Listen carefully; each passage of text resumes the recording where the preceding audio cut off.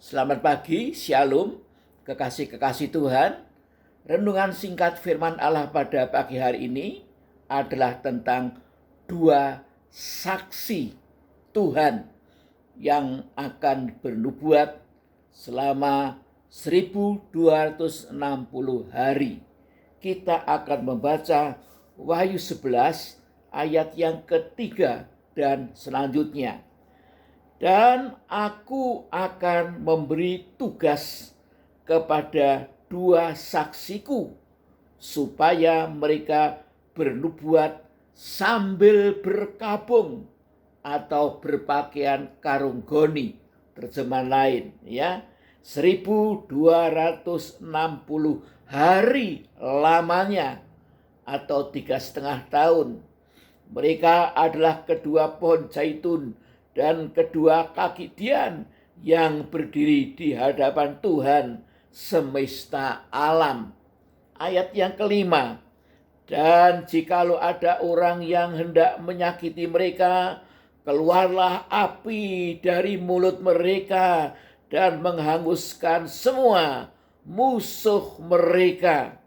Dan jikalau ada orang yang hendak menyakiti mereka, maka orang itu harus mati secara itu. Puji Tuhan. Ya, hal ini pernah dilakukan oleh Nabi Musa dan Elia. Ya, kemudian kita baca yang ke-6. Mereka mempunyai kuasa menutup langit supaya jangan turun hujan selama mereka bernubuat, dan mereka mempunyai kuasa atas segala air untuk mengubahnya menjadi darah dan untuk memukul bumi dengan segala jenis malapetaka setiap kali mereka menghendakinya. Amin.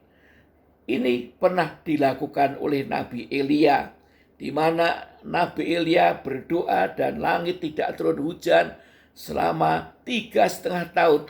Embun pun tidak turun. Haleluya, itulah yang terjadi di negeri Israel ketika Ahab menjadi raja. Puji nama Tuhan.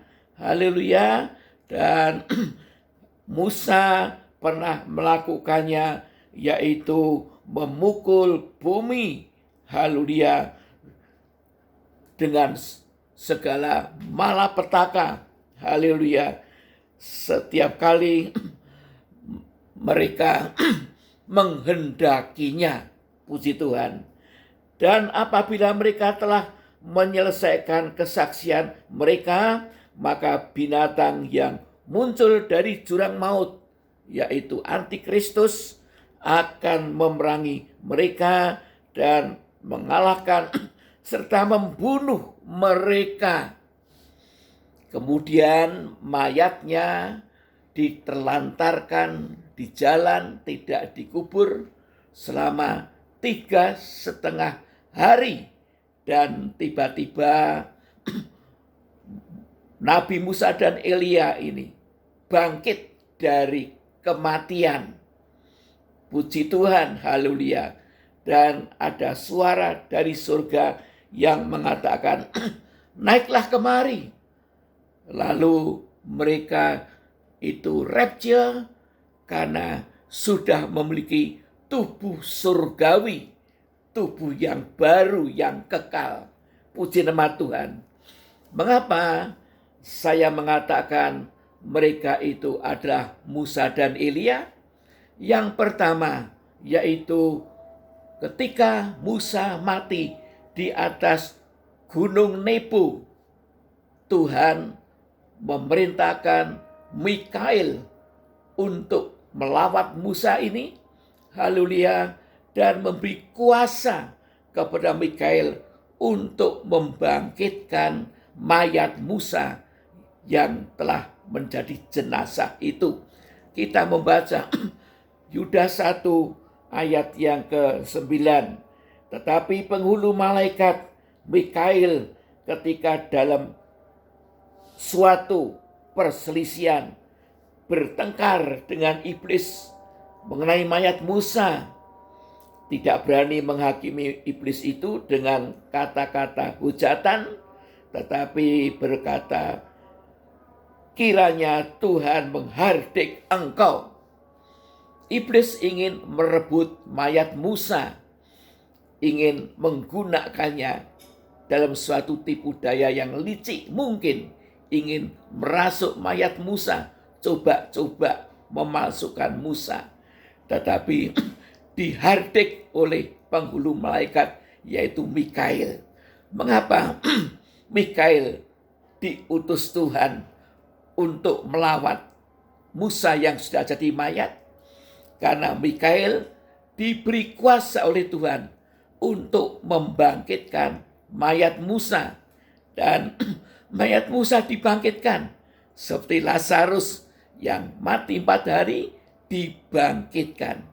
Puji nama Tuhan. Tapi Mikail hanya bisa membangkitkan mayat Musa menjadi tubuh jasmani yang hidup, bukan tubuh rohani. Hanya Yesus, anak Allah yang berkuasa, membangkitkan manusia memiliki tubuh rohani. Puji nama Tuhan. Sehingga Musa ini kemudian dibawa oleh Mikail masuk ke dalam surga dengan tubuh jasmani yang sudah dibangkitkan itu tadi. Puji nama Tuhan. Mengapa Musa bisa dibawa ke surga dengan tubuh jasmaninya? Karena Musa bisa dikatakan orang yang sempurna. Puji nama Tuhan. Orang yang hidup, bergaul dan berjalan dengan Allah. Dan dia begitu indah rohaninya, menjadi orang yang sempurna. Demikian juga Nabi Elia. Suatu saat ketika berjalan bersama dengan Elisa, muridnya, ayat yang ke-11, 2 Raja-Raja, haleluya, pasal 2, ayat yang ke-11.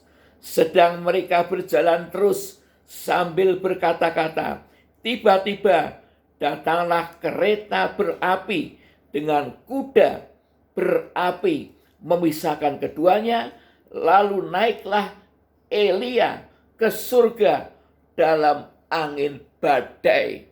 Haleluya, puji Tuhan. Elia masih memakai tubuh jasmani. Dia tidak bisa rapture. Oleh sebab itu Tuhan mengirimkan kuda berapi dan kereta berapi menjemput Elia ini untuk bersama kereta itu, naik kereta itu dan menuju ke surga dengan tubuh jasmaninya. Puji Tuhan, haleluya. Karena Elia juga bisa dikatakan orang yang sempurna. Puji Tuhan, haleluya. Mengapa Elia dan Musa ada di surga dengan tubuh jasmaninya? Karena nanti pada zaman antikristus selama 3,5 tahun mereka akan diutus kembali ke bumi ini, ke Israel, menjadi saksinya Tuhan, memberitakan firman Allah, menguatkan bangsa Israel yang sedang teraniaya oleh antikristus. Haleluya, Musa dan Elia adalah nabi yang sangat dihormati oleh bangsa Israel. Maka Allah mengutus Musa dan Elia supaya nubuatan-nubuatan firman Allah yang disampaikannya dipercaya oleh bangsa Israel, supaya bangsa Israel kemudian bertobat menerima Yesus sebagai Mesiasnya. Ada peristiwa-peristiwa yang begitu dahsyat yang akan terjadi di depan kita. Haleluya. Oleh sebab itu, biarlah kita juga bersiap sedia. Haleluya, menantikan apa yang akan terjadi. Tuhan akan memberitahukannya kepada kita agar kita bisa bersiap sedia lebih dulu menghadapi keadaan dunia yang sangat dahsyat di hari-hari akhir ini. Sekian renungan singkat firman Tuhan. Kita akan berdoa. Bapa yang di surga, haleluya Tuhan, Engkau sudah menyatakan rahasia firman-Mu. Haleluya, peristiwa yang besar, yang dahsyat yang akan terjadi di depan kami ya Tuhan.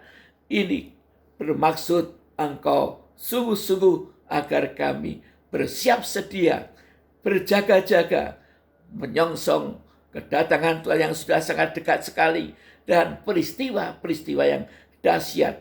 Jangan sampai kami tertidur, jangan sampai kami menjadi suam, tapi kami bersama keluarga kami penuh dengan Roh Kudus, penuh dengan firman-Mu ya Tuhan, dan melakukan apa yang menjadi kehendak Bapa saja. Terima kasih, dalam nama Tuhan Yesus hamba berdoa dan mengucap syukur. Amin. Sekian renungan singkat firman Tuhan pada pagi hari ini. Tuhan memberkati.